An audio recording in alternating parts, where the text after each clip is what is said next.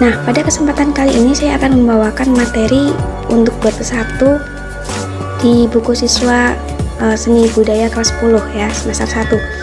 Di sini materinya yaitu adalah tentang berkarya seni rupa 2 dimensi. Nah, pada materi ini kita akan membahas beberapa sub materi, di antaranya ada pengertian karya seni rupa 2 dimensi, kemudian medium, bahan, dan teknik karya seni rupa 2 dimensi, unsur-unsur seni rupa 2 dimensi, dan juga proses berkarya seni rupa 2 dimensi. Nah, sebelum kita bahas lebih lanjut, pasti teman-teman semua masih ingat kan pengertian seni rupa 2 dimensi dan 3 dimensi. Dulu waktu kalian ada di bangku SMP itu sudah paham banget, karena di setiap semesternya itu pasti dibahas untuk materi seni rupa. Jadi di sini saya mau mengingatkan lagi aja kalau seni rupa 2 dimensi itu memiliki beberapa ciri-ciri. Di antaranya yaitu dia memiliki 2 jenis ukuran, sedangkan 3 dimensi memiliki 3 jenis ukuran. Nah, jenis ukuran yang dimaksud di sini itu adalah ukuran panjang, lebar, dan tinggi dari sebuah benda. Kalau karya seni rupa 2 dimensi itu cuma memiliki 2 jenis ukuran, yaitu panjang dan lebar. Panjang kali lebar sama dengan luas. Jadi karya seni rupa 2 dimensi dia memiliki luas. Tapi kalau karya seni rupa 3 dimensi, dia memiliki panjang, lebar, dan juga tinggi. Kalau dalam matematika, panjang kali lebar kali tinggi dikalikan itu jadi volume. Jadi kalau 2 dimensi itu hanya memiliki luas, tapi kalau 3 dimensi memiliki volume. Artinya dia bisa diisi, punya isi di dalamnya. Kemudian ciri-ciri yang lain itu kalau karya seni rupa 2 dimensi itu dapat dilihat dari satu arah saja. Jadi kayak kalau kita lihat lukisan, kita lihat foto, itu cuma bisa kita lihat dari depannya doang. Kalau kamu balik gambarnya, kamu nggak akan bisa lihat apa-apa. Tapi kalau karya seni rupa 3 dimensi, itu dapat dilihat dari beberapa arah. Misalnya kamu lihat patung dari depan kayak gitu, dari atas kayak gitu, dari belakang kayak gitu, semuanya memiliki penampakan. Nah, ini contohnya. Ini contohnya saya ambil dari buku siswa yang keluaran Kemendikbud tahun 2013 revisi ya, Seni Budaya revisi tahun 2013. Di situ ada sebuah lukisan, di mana lukisan ini adalah contoh dari karya seni rupa 2 dimensi. Nah, kalau yang sebelahnya ini adalah contoh patung. Tapi karena di sini gambar dia jadi 2 dimensi ya. Cuman kalau aslinya dia itu 3 dimensi, artinya dia bisa dilihat dari segala arah. Nah, ini selanjutnya. Jadi karya seni rupa itu dibagi ke dalam 2 jenis. Selain 2 dimensi sama 3 dimensi, itu kan kalau berdasarkan dimensinya. Kalau berdasarkan fungsinya, seni rupa itu dibagi ke dalam seni rupa murni dan seni rupa terapan. Ini juga prinsipnya mengingatkan aja, karena teman-teman pasti sudah membahas materi ini dulu waktu SMP. Seni rupa murni itu adalah seni rupa yang memiliki fungsi murni sebagai sebuah hiasan, digunakan untuk hiasan. Jadi tidak ada fungsi terselubung lainnya, dia tuh murni untuk dekoratif, untuk kepentingan dekoratif. Contohnya itu ada lukisan, kemudian ada patung, kemudian mungkin ada relief, dan lain sebagainya, di mana karya tersebut memang sengaja dibuat untuk menghiasi sebuah objek. Tapi kalau seni rupa terapan, ini adalah seni rupa yang digunakan dalam kehidupan sehari-hari. Artinya hasil dari karya seni tersebut dapat diterapkan dalam kehidupan sehari-hari. Biasanya seni rupa terapan ini merupakan hasil dari kerajinan tangan, dari seni kriya. Bisa jadi itu sapu, ataupun kursi, ataupun lemari, itu merupakan seni rupa terapan. Nah, kemudian di sini kita membahas tentang unsur seni rupa. Sebelumnya perlu kalian ketahui unsur itu apa sih? Unsur itu adalah sebuah elemen, di mana elemen yang satu dengan yang lainnya ini memiliki hubungan. Dan apabila salah satu elemen itu dihilangkan, maka tujuan dari seni rupa tersebut tidak akan tercapai. Itu unsur. Jadi saling melengkapi antara elemen yang satu dengan elemen yang lainnya. Unsur dalam seni rupa itu ada beberapa jenis ya. Yang pertama ini ada garis, ada raut, ruang, tekstur, warna, serta gelap terang, atau kita kenal dengan istilah gradasi. Garis itu adalah sebuah batas. Fungsi dari garis itu adalah batas yang membedakan antara bidang dengan media dari karya seni rupa tersebut. Misalnya, teman-teman bisa lihat di sini ada gambar segitiga biru. Nah, gambar segitiga biru ini, kalau kita lihat garis putih ini merupakan garis. Garis ini membedakan mana yang objek, mana yang media, sehingga kita bisa tahu, oh garis ini membentuk sebuah segitiga, sehingga terciptalah gambar segitiga.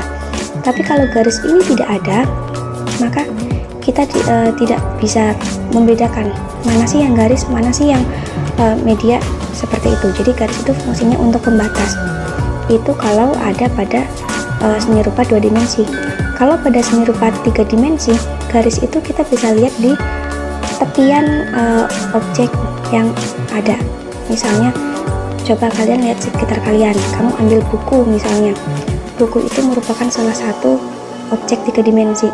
Nah, kamu taruh di meja bukunya, kemudian kamu perhatikan sisi-sisi dari buku tersebut akan membentuk sebuah garis maya atau garis ilusi. Seperti itu, yang membedakan antara buku dengan meja. Nah, jadi garis itu ada 2 macam sifatnya. Kalau garis itu ada di karya seni rupa 2 dimensi, garis itu bersifat nyata. Artinya kita memang bisa melihat dengan nyata garis yang ada di situ. Kemudian, kalau misalnya garis itu ada di objek 3 dimensi, namanya garis maya atau garis semu. Artinya garis itu garis hayalan. Nah, apakah di sini garis itu harus lurus seperti ini? Ini kan garis lurus ya yang di segitiga ini. Apakah harus lurus? Tentunya tidak. Kalau dalam seni, garis itu tidak harus lurus. Beda sama matematika mungkin ya, kalau garis itu memang harus lurus ya, nanti ada yang miring, ada yang berpotongan, ada yang sejajar dan lain sebagainya. Tapi kalau dalam seni rupa, garis itu adalah penghubungan antara titik-titik atau antara vektor-vektor yang satu dengan vektor yang lainnya, titik yang satu dengan titik yang lainnya. Bentuknya bisa bebas, bisa melengkung, nanti ada yang namanya garis melengkung. Misalnya kalau kalian lagi gambar pelangi, itu berarti kalian sedang menggambar garis melengkung. Kalau kalian lagi gambar rumput-rumputan gitu, kayak anak SD gitu, itu namanya garis zigzag. Kemudian kalau kamu lagi gambar ombak, mungkin itu namanya garis bergelombang. Kamu gambar lingkaran, namanya garis melingkar. Atau kamu gambar acak-acakan, oret-oretan gitu, itu namanya garis tidak beraturan. Jadi apabila sebuah garis itu memisahkan antara objek dengan medianya, yaitu namanya garis. Jadi nggak harus lurus banget gitu, enggak. Nah, keberadaan garis ini bisa mempengaruhi karakter dari sebuah gambar atau sebuah karya seni rupa. Misalnya teman-teman semua gambar pohon dengan garis yang tebal, kemudian garisnya tidak bergelombang gitu ya, itu akan menggambarkan bahwa pohon tersebut itu seolah-olah pohon yang kuat. Tapi kalau teman-teman gambar pohon dengan garis yang tipis, kemudian bergelombang mungkin, kemudian putus-putus, garisnya tidak nyambung gitu, itu menggambarkan bahwa pohon yang kalian gambar itu adalah pohon yang lemah atau yang ringkih gitu. Coba sekarang teman-teman bisa sambil memegang pensil, kemudian coba kalian gambarkan garis apa aja di buku kalian, terusan sambil dipahami bedanya. Oh iya, ternyata garis memiliki pengaruh besar terhadap gambar yang kita buat. Nah, selanjutnya, selain garis, itu ada unsur yang kedua, itu adalah raut. Raut itu semacam kayak penampakan atau bagian yang tampak, bagian yang terlihat di mata manusia. Raut itu ada 2 macam, ada bidang dan ada bentuk. Bidang itu untuk karya seni rupa 2 dimensi, sedangkan bentuk ini untuk karya seni rupa 3 dimensi.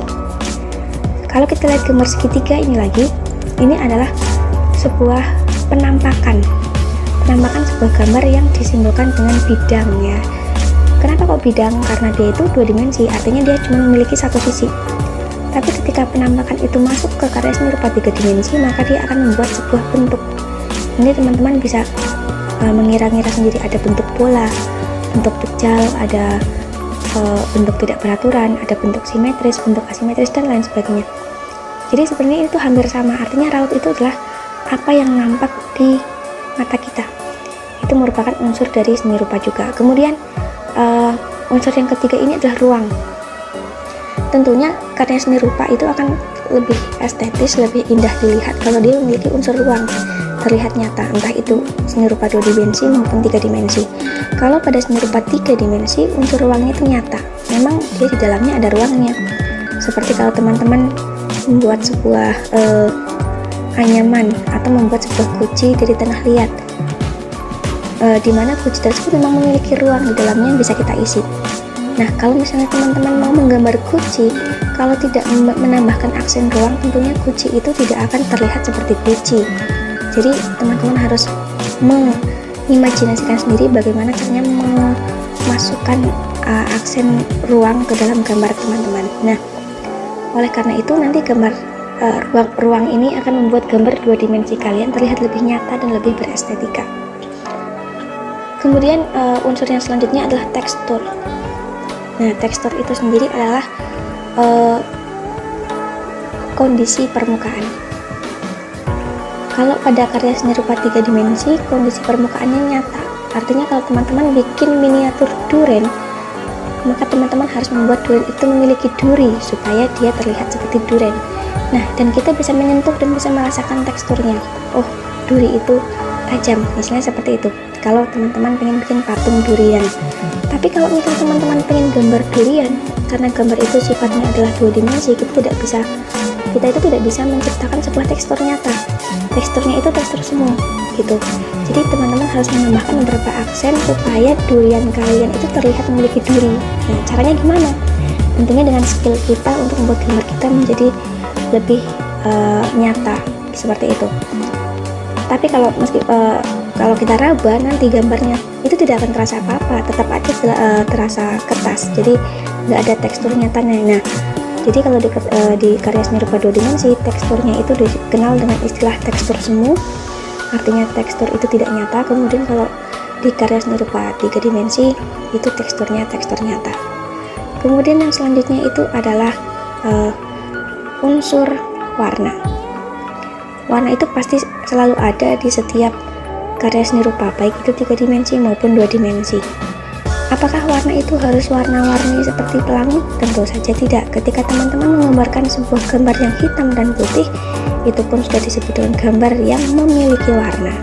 Jadi memiliki warna, bukan gambar berwarna. Kalau teman-teman membuat gambar berwarna, tentunya warnanya lebih dari 2 ya. Jadi ada perpaduan warna yang cocok gitu, yang pas. Tapi kalau gambar yang memiliki warna, itu artinya dia memang memiliki warna. Kalau gambar itu tidak memiliki warna, transparan dong ya kan. Nah, seperti itu maksudnya. Jadi hampir semua karya seni rupa itu memiliki warna.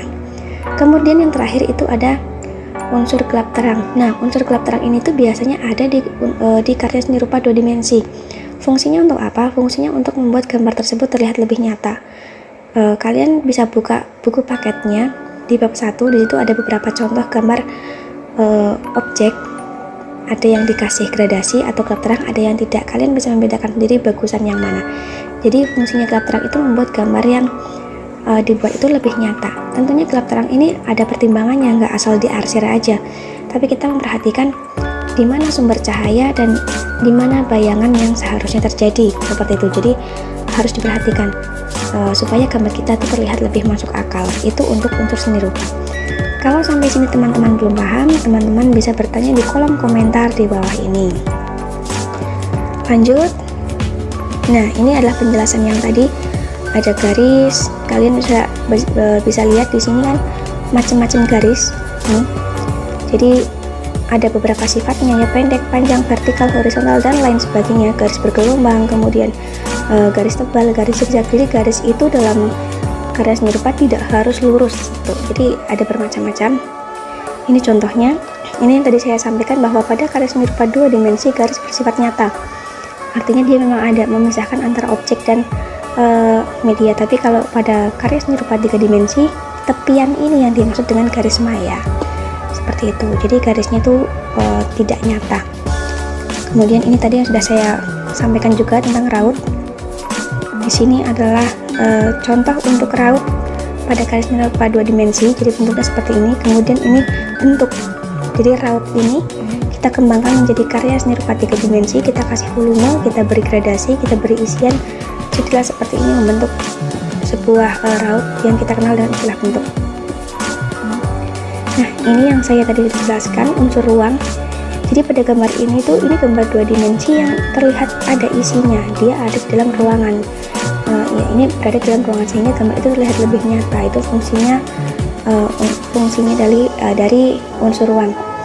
Teknik gambar seperti ini dikenal dengan istilah teknik menggambar perspektif ya. Nanti kalian di semester 2 akan masuk ke materi menggambar perspektif. Kemudian nah ini tekstur. Kalau ini tekstur maya, artinya kalau kamu raba itu nggak ada apa-apanya karena ini tuh gambar. Tapi kalau ini tekstur nyata, jadi kalau kamu membuat karya seni rupa 3 dimensi, teksturnya bisa kalian rasakan dengan jelas. Nah, ini penjelasan untuk warna, bisa kalian perhatikan sendiri. Mungkin bisa kalian screenshot, kemudian kalian pindah ke buku catatan kalian supaya lebih mudah mempelajarinya. Nah, ini yang saya tadi sudah masukkan fungsi degradasi. Fungsinya itu untuk membuat gambar menjadi lebih nyata. Ini objek atau bentuk atau bidang yang dibuat tanpa gradasi. Ini yang dibuat dengan gradasi. Nah, bisa kelihatan kan lebih berestetika yang mana itu fungsinya gradasi. Nah, dari unsur-unsur tadi yang sudah saya jelaskan itu secara otomatis mereka akan membentuk sebuah komposisi. Komposisi itu kesatuan ya. Jadi nanti gambar kalian akan memiliki kesatuan, memiliki keseimbangan, memiliki irama, penekanan, proporsi, dan keselarasan. Proporsi itu kayak perbandingannya. Jadi perbandingannya itu sesuai apabila kalian membuat sebuah karya seni rupa dengan memperhatikan unsur-unsurnya, sehingga antara objek satu dan objek yang lainnya itu akan membentuk sebuah keselarasan dan keseimbangan, sehingga gambarnya kalian lebih enak untuk dinikmati. Nah, selanjutnya adalah medium, alat, dan teknik berkarya seni rupa. Jadi ini adalah hal-hal yang kita perlukan untuk membuat karya seni rupa.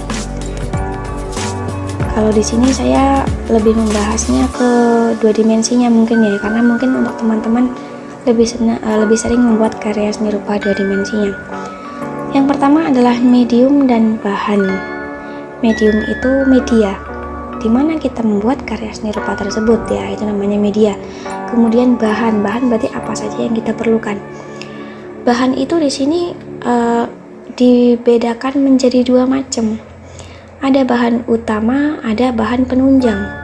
Perlu teman-teman ketahui, bahan itu adalah sesuatu yang habis sekali pakai. Jadi misalnya teman-teman mau membuat lukisan. Mau membuat lukisan berarti yang tergolong bahan yang mana? Apakah kuasnya? Tentunya bukan ya. Apakah paletnya? Tentunya itu juga bukan. Jadi bahan itu yang mana? Bahan itu berarti yang habis sekali pakai. Di sini berarti kalau kita mau membuat lukisan, bahannya itu adalah kanvas. Artinya kanvas itu habis sekali pakai. Ketika lukisan kamu jadi kan kamu nggak mungkin mau pakai kanvas itu lagi. Harus beli kanvas yang baru. Kemudian catnya misalnya, catnya itu juga merupakan bahan habis sekali pakai, meskipun dalam prakteknya mungkin teman-teman tidak akan menghabiskan semua warna dalam waktu yang bersamaan.